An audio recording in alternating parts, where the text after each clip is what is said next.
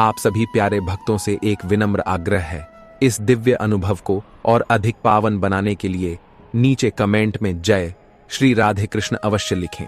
आपकी भक्ति और प्रेम इस यात्रा को और भी दिव्य और आनंदमय बना देंगे।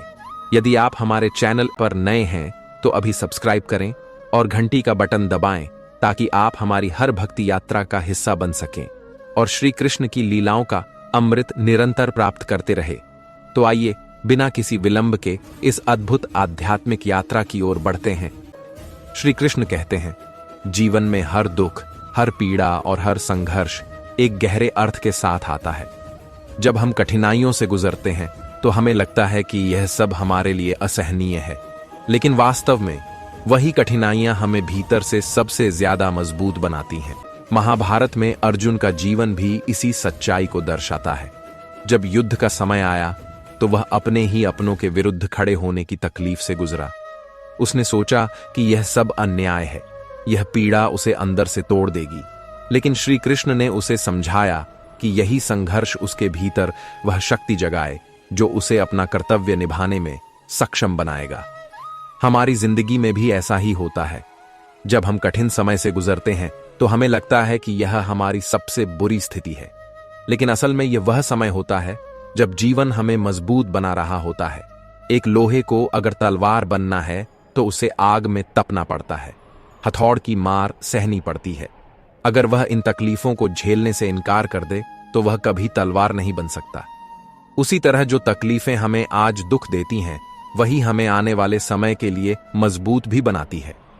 श्री कृष्ण हमें यही सिखाते हैं कि जीवन की कठिनाइयां सिर्फ हमें दुख देने के लिए नहीं आती, वे हमें सिखाने और मजबूत बनाने के लिए आती है। अगर तुम किसी भी परिस्थिति में संघर्ष कर रहे हो, अगर तुम्हें लगता है कि जिंदगी तुम्हें सिर्फ तकलीफें दे रही है, तो याद रखना, यह सब तुम्हें भीतर से मजबूत करने के लिए हो रहा है। जैसे ही तुम इन कठिन पल को स्वीकार कर लोगे, वैसे ही तुम देखोगे कि वे तुम्हें भीतर से एक नए रूप में ढाल रहे हैं। इसलिए अपने संघर्षों को देखकर दुखी मत हो, बल्कि यह सोचो कि यह समय तुम्हें किस तरह मजबूत बना रहा है, क्योंकि जब यह समय बीत जाएगा तो तुम पहले से कहीं ज्यादा मजबूत और आत्मनिर्भर बन चुके होंगे। यही जीवन का नियम है और यही श्री कृष्ण का संदेश। श्री कृष्ण कहते हैं, जीवन में हर सवाल का जवाब खोजना जरूरी नहीं होता। कुछ प्रश्न ऐसे होते हैं जिनका उत्तर हमें समय के साथ ही मिलता है, और कुछ सवाल ऐसे होते हैं जिनका कोई निश्चित उत्तर नहीं होता। जब हम हर चीज का जवाब ढूंढने लगते हैं तो हमारा मन बेचैन हो जाता है और यही बेचैनी हमें दुख देती है। लेकिन जब हम सवालों को स्वीकार करना सीख जाते हैं तो मन को शांति मिलने लगती है। तुमने कभी आसमान को देखा है? जब बादल घने होते हैं तो हमें यह जानने की जल्दी होती है कि बारिश कब रुकेगी, लेकिन अगर हम बस बादलों को देखने का आनंद लें और यह स्वीकार कर लें कि बारिश अपनी मर्जी से आएगी और जाएगी, तो हमारा मन शांत हो जाता है। यही जीवन के सवालों के साथ भी होता है। अगर हम हर चीज को तुरंत समझने की कोशिश करेंगे तो हम अपने मन को और ज्यादा उलझा लेंगे, लेकिन जब हम जीवन की अनिश्चितताओं को स्वीकार करना सीख लेते हैं तो धीरे धीरे उत्तर खुद हमारे पास आने लगते हैं। एक बच्चा जब छोटा होता है तो उसे बहुत से सवाल होते हैं। आसमान नीला क्यों है? रात को अंधेरा क्यों होता है? समय के साथ उसे कुछ सवालों के जवाब मिल जाते हैं और कुछ सवालों का जवाब उसे खुद ही समझ आने लगता है। लेकिन अगर वह हर चीज का जवाब उसी पल मांगने लगे तो क्या संभव है? नहीं, क्योंकि कुछ बातें अनुभव से समझ आती हैं। हमारे जीवन में भी कई बार ऐसा होता है कि हम किसी घटना का कारण तुरंत जानना चाहते हैं।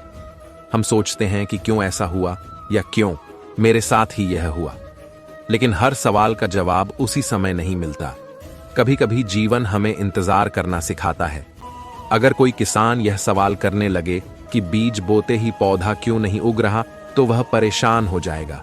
लेकिन अगर वह धैर्य रखे और प्रकृति पर विश्वास करे तो एक दिन वही बीज एक सुंदर पेड़ में बदल जाएगा। हमारी तकलीफों और उलझनों का भी यही हाल होता है। अगर हम हर चीज का उत्तर पाने के लिए बेचैन हो जाए तो हम अपने मन की शांति खो देंगे। लेकिन अगर हम बस यह स्वीकार कर लें कि कुछ सवालों का उत्तर समय के साथ मिलेगा, तो हम भीतर से शांति का अनुभव करने लगेंगे।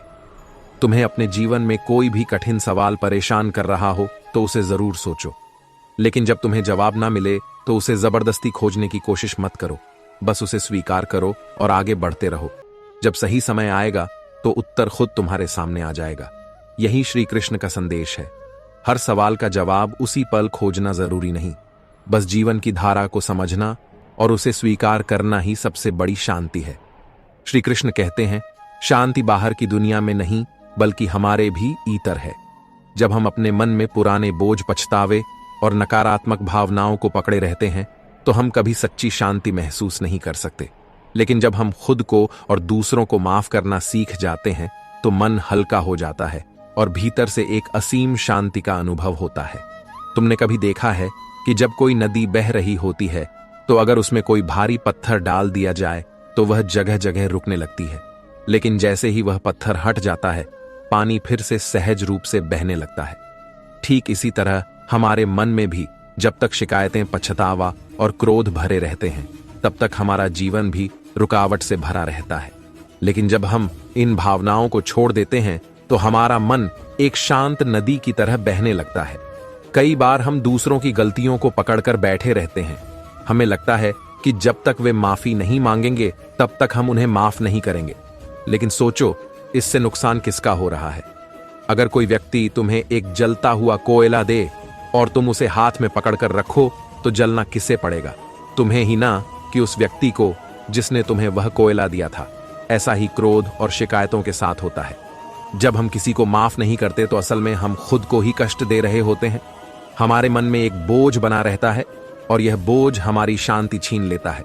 लेकिन जब हम माफ कर देते हैं तो यह ऐसा होता है जैसे हम जलता हुआ कोयला छोड़ दें। तभी हमें सच्ची शांति का अनुभव होता है।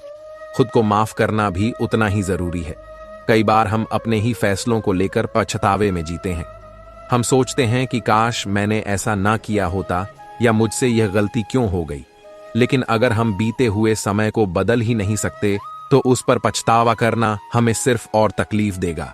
जब तक हम खुद को माफ नहीं करेंगे तब तक हम उस मानसिक बोझ से बाहर नहीं निकल पाएंगे।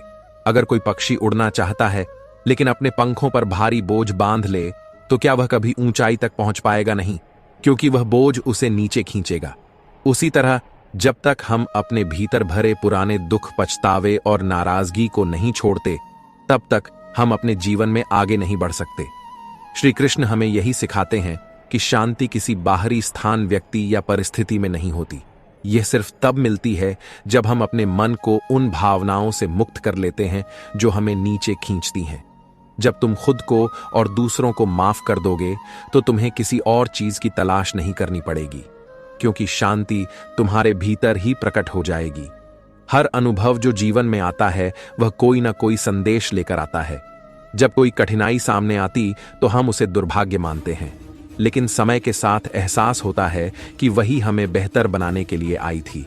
जैसे बीज को धरती के भीतर दबकर अंधकार सहना पड़ता है, तभी वह विशाल वृक्ष बन पाता है। जीवन की हर परिस्थिति हमें कुछ सिखाने के लिए आती है।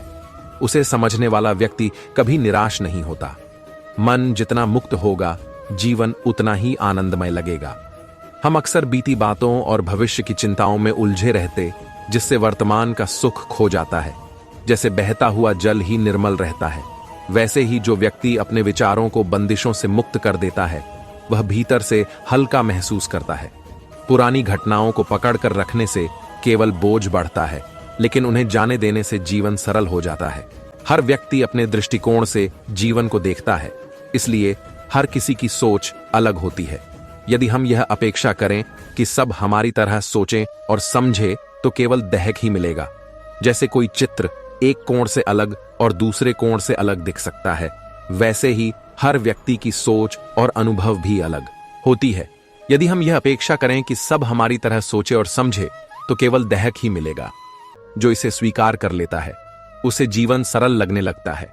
असली सुख बाहरी चीजों में नहीं बल्कि हमारे नजरिए में है।